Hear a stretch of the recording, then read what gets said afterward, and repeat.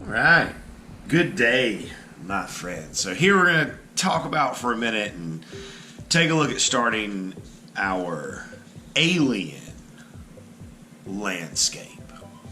Now, with doing that, I think it's pertinent, it's important that we should probably pause for just a second and take a quick look at what the landscapes of some planets that we know about and that we have seen and photographed actually look like.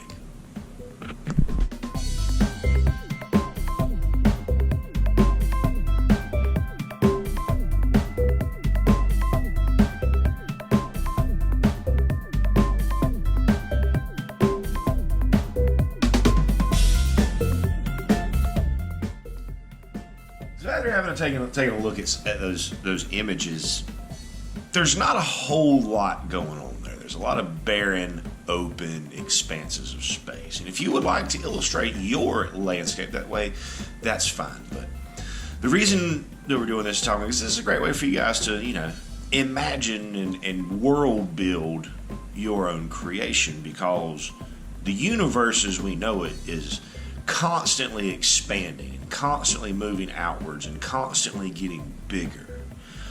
And if we go off just probability here, if say 1 in a million planets are capable of creating and sustaining life the way Earth has, if there's an infinite number of planets and stars and solar systems, then it stands to logic that there would be other places that could possibly and potentially support some kind of life.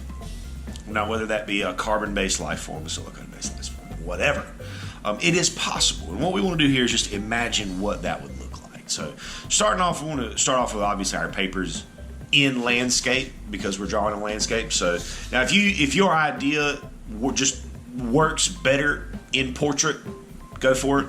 But for most of us, for a landscape, we're going to be better off with this. Now, things that you gotta have.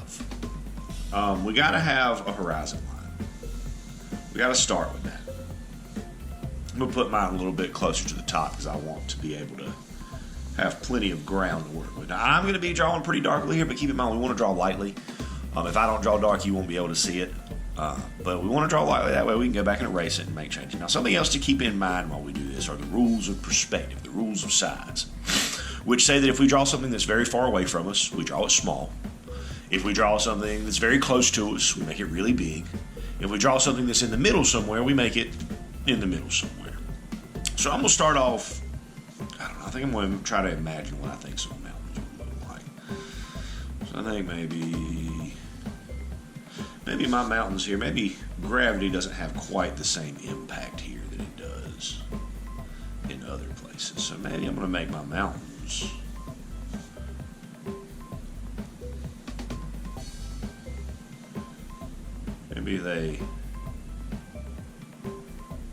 maybe they float.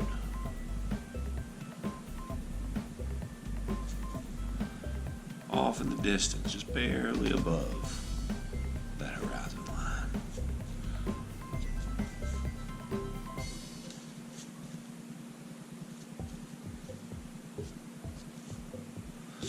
And maybe some even smaller floating mountains further back into the distance. Whatever you want to do here is fine, because this is an imaginary place. You are the creator of this world. And whichever way you create this world is fine. You can do it that way. Let's get something that's a little bit closer. Maybe I need some kind of vegetation, some kind of plant. So let's make a tree. Or let's make this planet's version of a tree.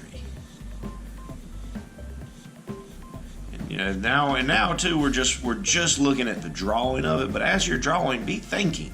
Consider, how am I going to color this? What kind of texture can I put on this to make it look alien and different and like it's not from our world? I think my idea here is going to be that when I color this tree-like object, I'm going to make it look like metal. I think that's my plan here.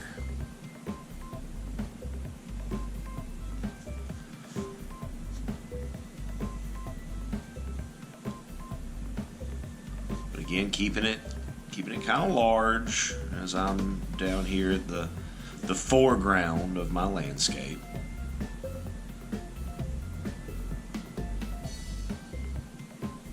Just let that kind of wander. Again, if this, you make your trees or your vegetation, or maybe your planet's a desert planet. And it doesn't have trees, but it has some type of strange cactus. Or maybe your entire planet, maybe your whole planet is underwater. Maybe it's all happening and everything's living and growing underneath some giant world-spanning ocean. I don't know what your world looks like. You've got to draw your world to show me what it looks like. Maybe it's got some roots coming out. So I'm going to speed up my camera, just to kind of, not monopolize too much of everybody's time as I work through the rest of my drawing.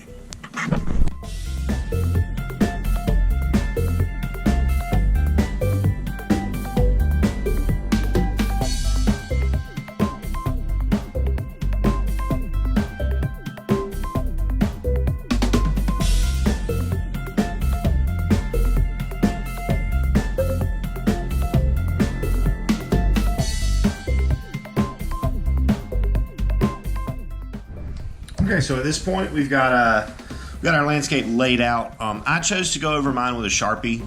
You can also do that if you don't have a Sharpie. Any ink pen, ballpoint pen will work to do that, just to make those lines a little bit darker and a little bit more permanent, so that we don't erase them by accident as we're working on other parts of the drawing. One thing, if you do choose to outline it, one thing worth your time to make your image better is to go back through it and erase out all your extra pencil marks. But that's it for today. We'll take a look at color and what we can do with color in the next set of directions. Have an amazing day and happy arting.